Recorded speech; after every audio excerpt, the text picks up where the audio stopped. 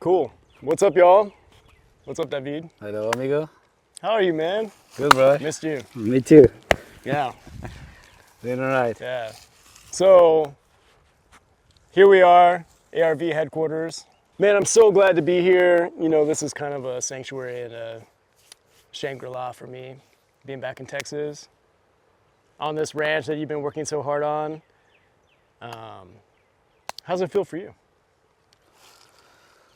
It feels like I'm in home because when you've been working towards a goal, which is in this case making the soil and the land and yourself being more in balance and kind of attuned, it feels good. Like you landed in a good place, and it also feels like a good purpose to be doing in life. Yeah. What are you attuned to?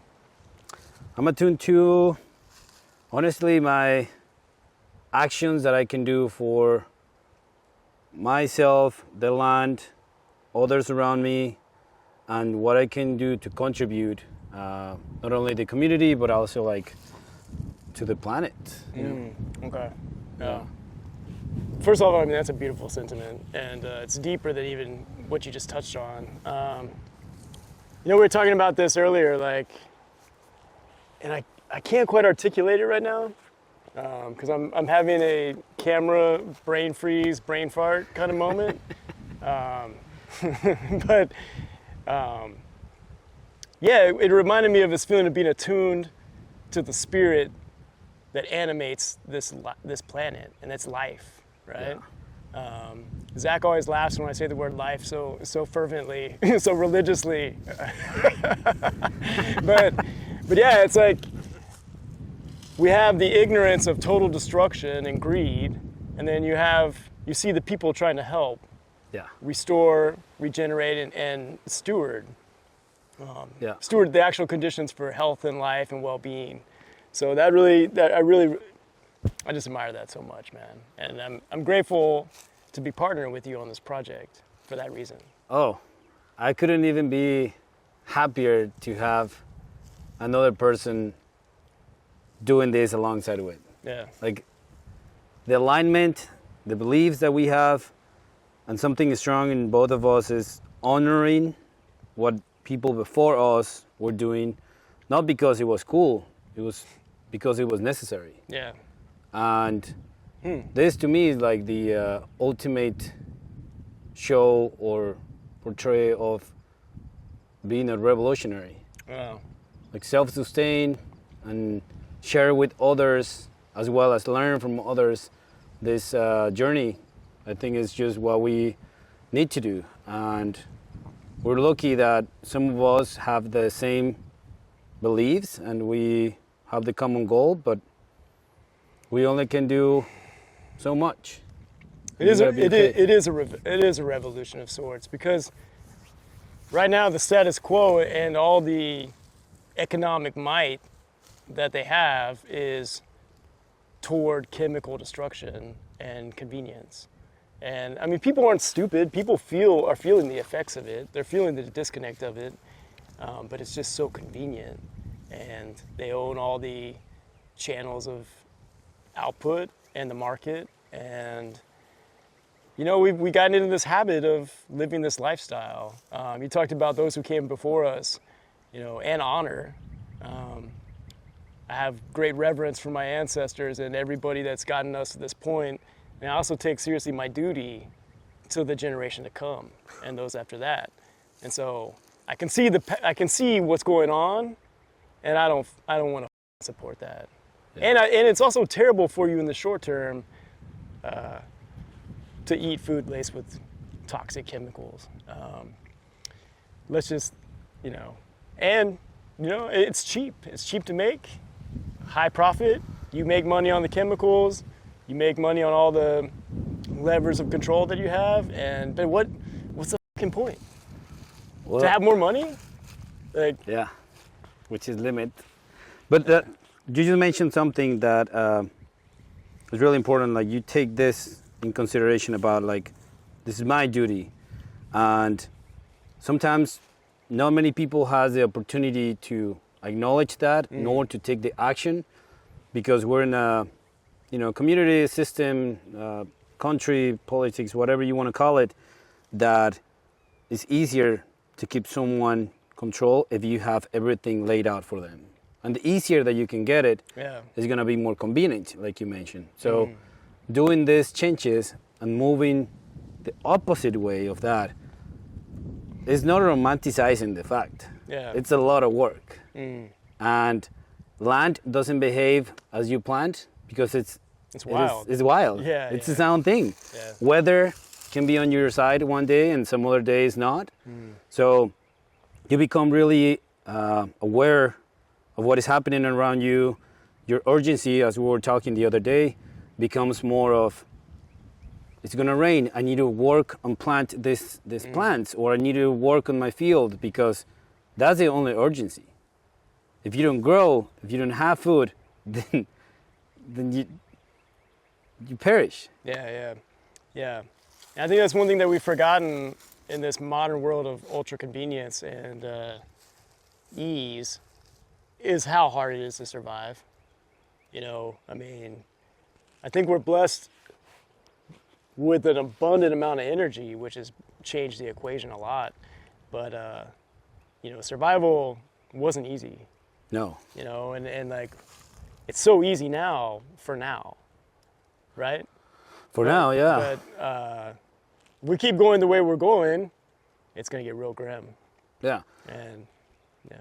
I mean, you're the system is kind of you're exchanging your energy and time towards some other product that is just not, you cannot reuse it. Like you consume this high sugar content food, and it's over. Yeah. You pay for that and it's over. But then you might work on some things, and then you might have some seeds, and you might have some other plants that is going to be just there for a while. So I think that's where we need to, but it involves a lot of work, a lot of knowledge, and a lot of patience too. And community. And we've lost so much knowledge and skill. It's gone. It's like even the farmers and ranchers, it's like I have actually more respect for these guys, since I was an idealistic, naive idiot.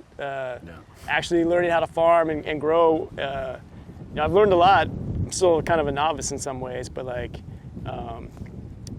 they've all been kind of captured by this model and the chemical output monoculture conglomerates.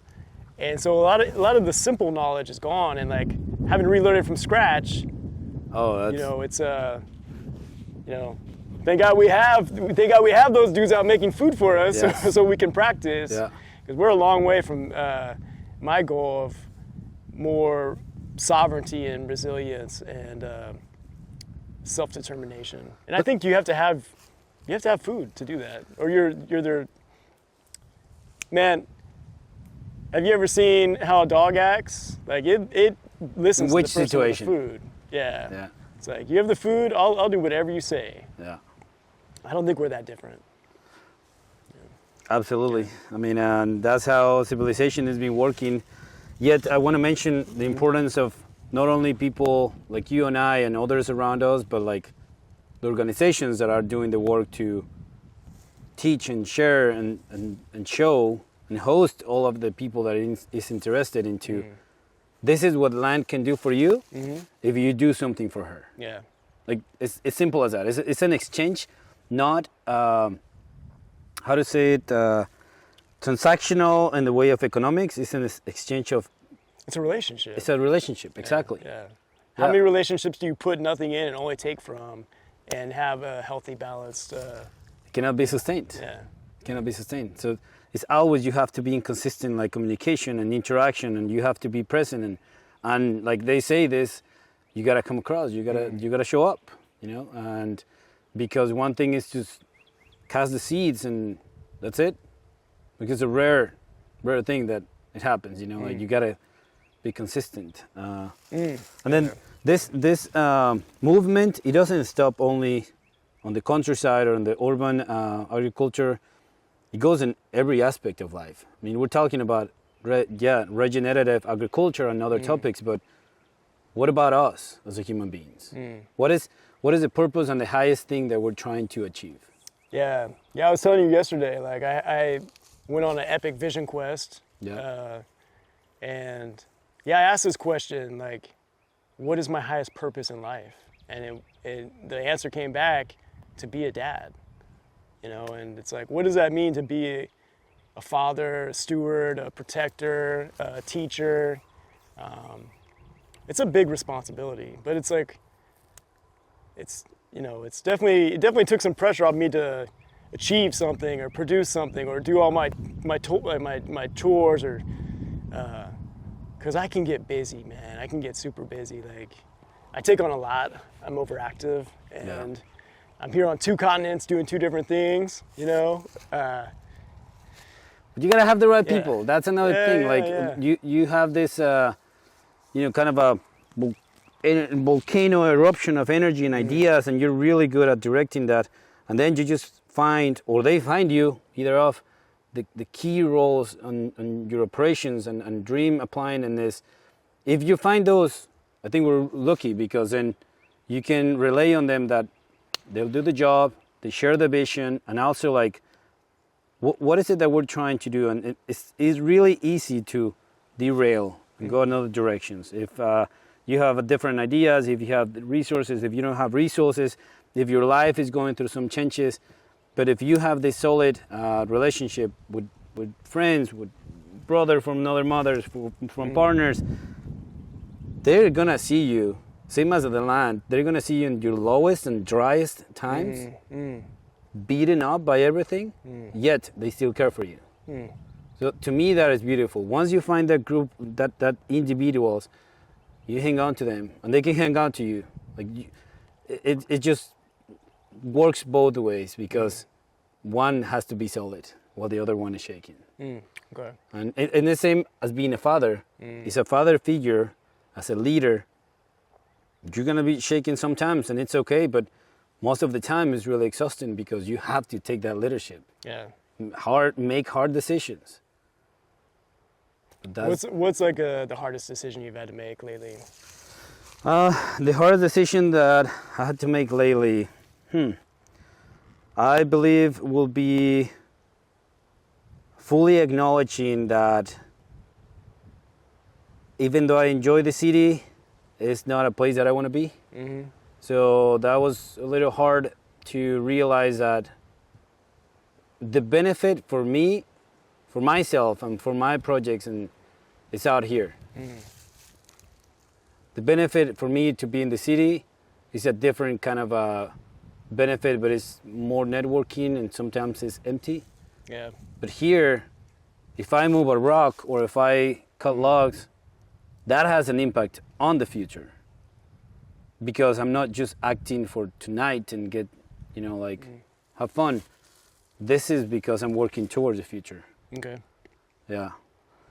And yeah, it wasn't like that crazy hard. It was more like a realization of, if I'm gonna do this, the commitment is more out here. Yeah. It will not work if you don't commit. Yeah, consistency, like you were saying. Yeah. Okay. So, like, what's the point of all this? Like, what's the point of what we're doing? The point of what we're doing in this model rancho is to be able to create this impact around that people can shift, other farmers and ranchers can shift into these practices.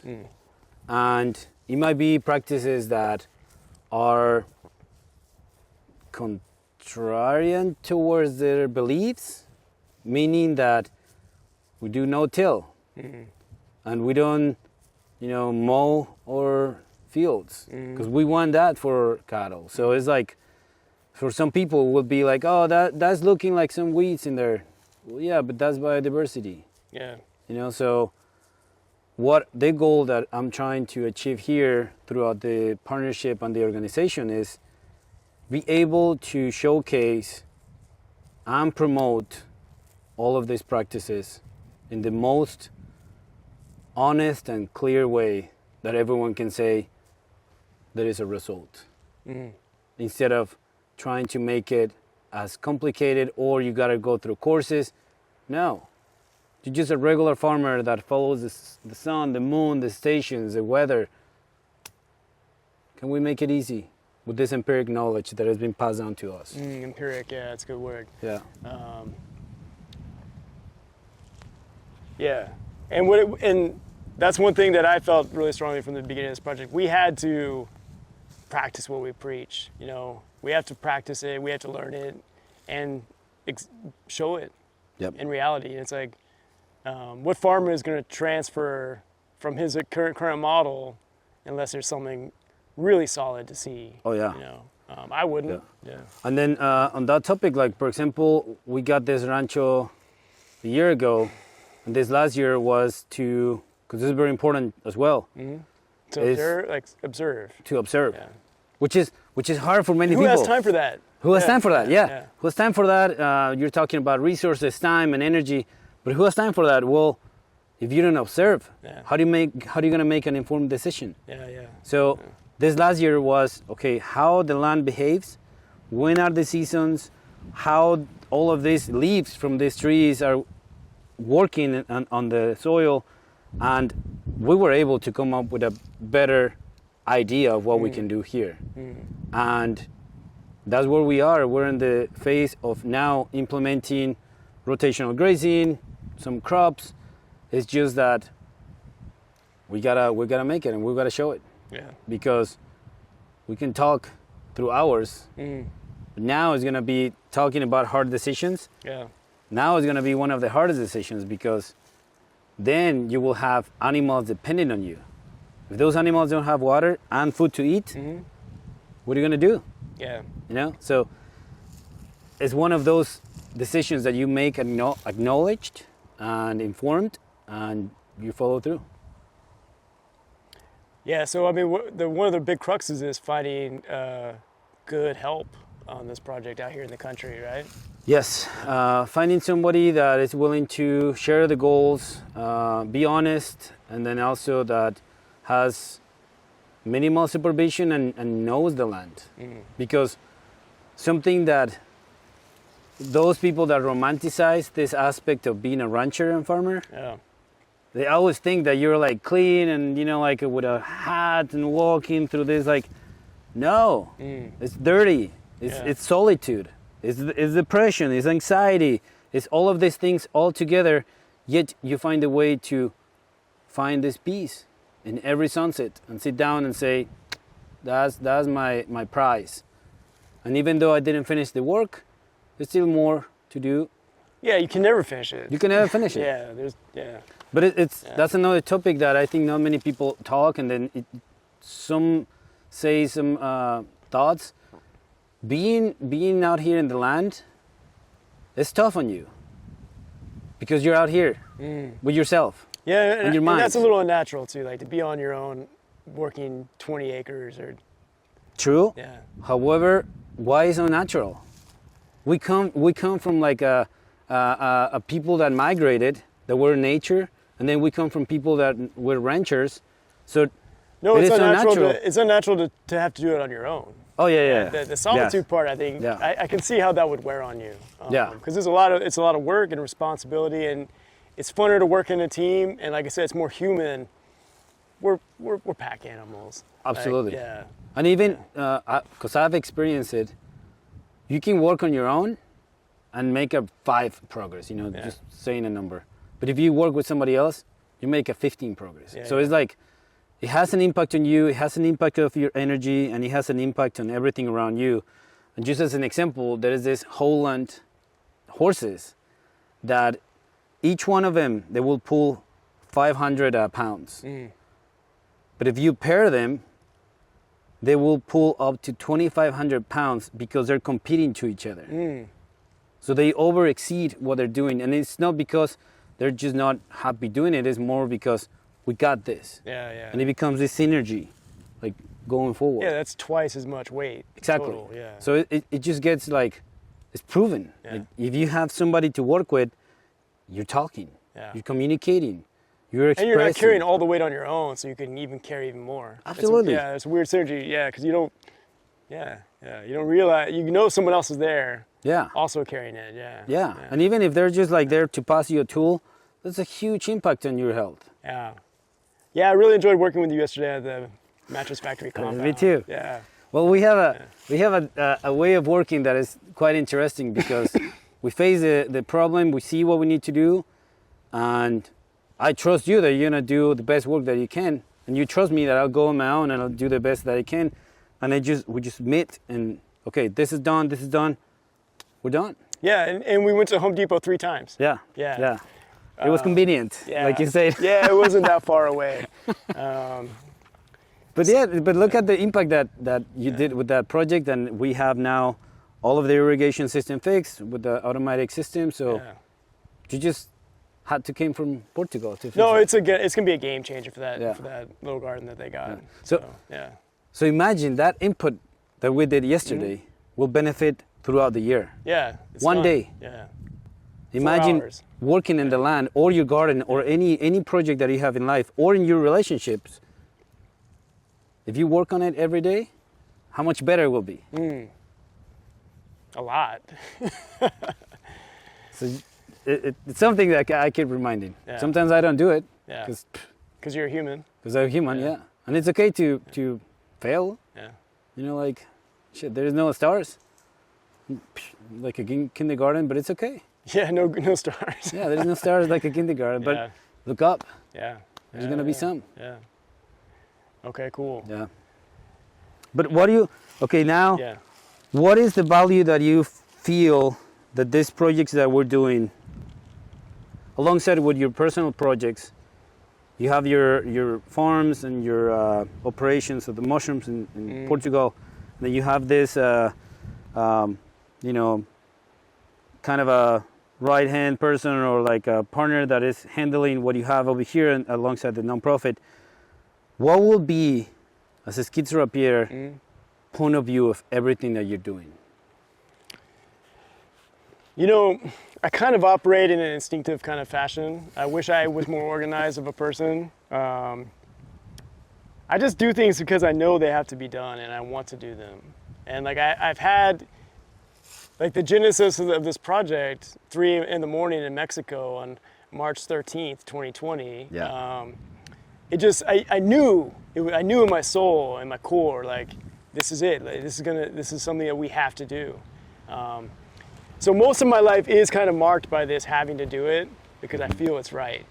And I do get caught up in the maybe like urgent idealistic frenzy of like, oh, we have to save the fucking world, which can be a soul crushing thing as well.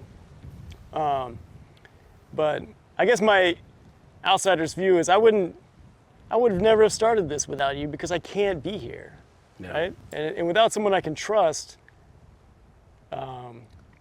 which you're definitely 1 in a million, you know. You too, my friend. You too, my brother. Because I know it's going to get done, and I don't. And like I said, like working together, boom, you're on it, I'm on it. You go find something to do, I find something to do. We complete it. Yeah. So I don't know where this journey is going. In fact, frankly, I don't even care. Like, we're going to do it with integrity. We're going to do what's right. Hopefully we can get more momentum with more experience. And also, I don't have any illusions about having to save the world anymore because the world's just fine as it is also. Like, it's happening. You can't interfere with the grand momentum of the world, and it'll just make you miserable. So there's something about just doing what's right because it's the right thing to do. And I think that's ultimately going to last the longest and provide the most benefit for future generations. Yep. And I mean, I don't take lightly like my obligation to my ancestors to fulfill the promise of them. And the biosphere, life, you know, the society, civilization, like, talking about a duty or responsibility. As citizens, we're not going to get spoon-fed freedom and abundance and wealth and well-being. No. You have to safeguard that. You have to promote. You have to earn it. Exactly. You know? And that's another thing that I want to add on to that, if I may, is people ask me, so what is the goal of all of this? Yeah. What is your plan? And since everything started so like instinctively, Yeah. and it just happened organically. I knew that it was the right thing to do. That's the main thing that I know. That's for sure. Yeah. That it hasn't changed. That's the right thing to do.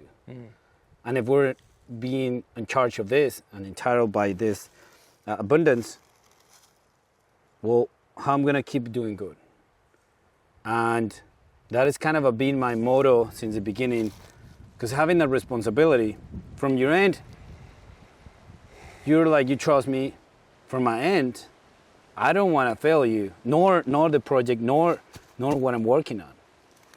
So I'm consistent, like, okay, I need to get this, you know. But at the same time, the goal is to do the right thing every day. Yeah. And once again, there is no stars, there is no diploma, there is no bachelor. But every day, I have a smile. And every morning, I have a smile. Because I'm doing the right thing. Yeah. And I'm not looking back, and I'm not like, you know, kind of nervous or anxious about something. I'm doing the right thing. And if that is not enough, then I'm calm. Yeah. You know? So whatever it comes, I think... Not enough for who? Exactly. Yeah. That's another thing. Like, who are we trying to, like, prove or not, or even, like, to show, like, it's enough. By just being here and doing the right thing and doing what is calling you, I think that's pretty good. Damn good, actually. So, it's 2024. Where do you see yourself in 2025, and where do you see this project? I just got a smile. Yeah. Because this year, to me, I just turned 36. To me, this year, I don't know what the heck, Skeets, but I feel that I'm in my best, and whatever that is. So for the organization and for myself, I see that 2025 will have healthy animals roaming here, good harvest from not only the animals, the garden that we're planting, but also everywhere around me, and everyone around me will see that and will benefit. And if we make money, great. Of course, we need to make resources, but 2025 to me looks like I will make sure that I can provide. Because I provide for the land for the last year. Now, give me some love. And that's the goal. And then keep working together. It's like a dance. Yeah. And I'm just trying to achieve that. Okay. Yeah. That's deep. Oh. Yeah, 2025, I will make sure that I can provide. That's the most manly thing I've ever heard. Yeah, I mean, That's it's fucking challenging. manly. Okay, if you put it that like that. Yeah, that's nice. But also, I'm going to mention something, Skeets, and you know this very well. Let's provide what we can. Yeah. You know, don't get troubled and kind of infected by this fact of like, you need to make more because so and so says that you need to make more. Provide what you can, what it pleases you, and offer that. Like, here it is. Whoever. Yeah, and take only what you need. Exactly. You provide what you can, take only what you need. That's it. You're gonna find that your life's a lot easier. Yeah, and everyone around you will recognize that because you're not pretending. Yeah. And then pretending gets to be good if your goal is to be like, if I want to become this type of a leader, if I want to become this type of father, you visualize it, you know? And that's the beautiful thing about when you're a kid, you want to be either a cowboy, you want to be either, a doctor, you want to be an astronaut. You're pretending. Some people get to have that, and it's great. Yeah. But it just comes to the point as an adult that, okay, well, you pretended because you actually want to go for it. And right now, I feel that that's what I have to do, provide, not to pretend that, oh, I can't do this. No, it's because I feel like it, and it's like my moment. So that's where I am. No pretenses. No. I like it. Okay, cool. Well, is there anything you want to say to the good people behind the camera? Yeah, I mean, That's to you guys. yes. Yeah. We've been looking at each other because we're talking to each other. Yeah. I see you're eavesdropping on our conversation. Man, to everyone out there, I mean, it's gonna sound like a little funky or cliche, but you know, keep working towards a goal. Keep dreaming to what you want to do. It's not easy. You're gonna try to find other people on your journeys. People will shed in your journeys, and it's okay. They will abandon you. It's fine. It's part of something bigger. Right now, I think I will encourage everyone to seek more personal stability and just to get some sort of like be content. Be content. Everything outside of your power is wrong. How about you control what is in your power to make it nice and cool and real? It's gonna be bitter, it's gonna be sweet, but just be present. That's wise words. You just saved yourself hundreds of hours of therapy. Oh, yes. By listening to this man. He got right to the point. So. Well, that's what happens when you have amazing people in your life, and also land that you can talk to yourself. So, yeah, that's it. Yeah. What would you say to them? You know, if I was gonna preach to somebody, like what I'm doing is trying to slow the fuck down and just be myself and be present. Kind of ties into what you were saying. You know, obviously me and David are just two guys on a YouTube video, so you can take what we say with a grain of salt. But we're both struggling to enact this in our life as well. Yeah. And it's a practice. So, yeah, you know, I'll tell you a quick anecdote. A couple days ago, my 9-year-old son, soon to be 10, he made $2 doing some chores. And then I was like, all right, well, let's flip a coin and gamble for that money, and you might get $4. Yeah. And he was like hesitant. He was like, no, I'm just gonna bet one. I was like, all right, smart. That's a smart move. That's a smart move. So he lost the coin flip. And then I took the other $1 from him in another coin flip. And the only difference, one, I could afford to lose $2 more than he could. It was everything he had, right? But also I wasn't attached to the outcome. Yeah. And I know the dice gods, the gambling gods, life, like when you start to get that anxiety about the attachment, it makes it harder to be, it ruins it. They abandon you almost, is how I feel. They're like, all right, we're gonna take that from you. So stay loose, be present, slow the fuck down, don't get too busy like I do, and you're gonna be all right. So. But even if you get too busy like this guy, Yeah. don't forget to eventually take your moment to slow down, recharge, and then get back at it. That's it. All right. Hundreds of hours of therapy averted. Glorious time with your friends and family. Now you're going to really appreciate and have gratitude. Every day is a gift. We might not have another one. That is. We might not have it. That's it. Enjoy this one. Please do. So, anyways, Alianza Raices Vivas. We're here at the headquarters. Yes. We're on the road. Yep. And we're just two guys walking a path, global movement toward more freedom, more health, more sovereignty, and resurrecting some of the old wisdom. So come along for the ride and help us. Please do. We need all the help. Doing your life. Yeah. So, brother. hey, man. Love you. Yep. Raices Vivas, co-founders, Yeah. right here. That's right. Best ever. Yeah.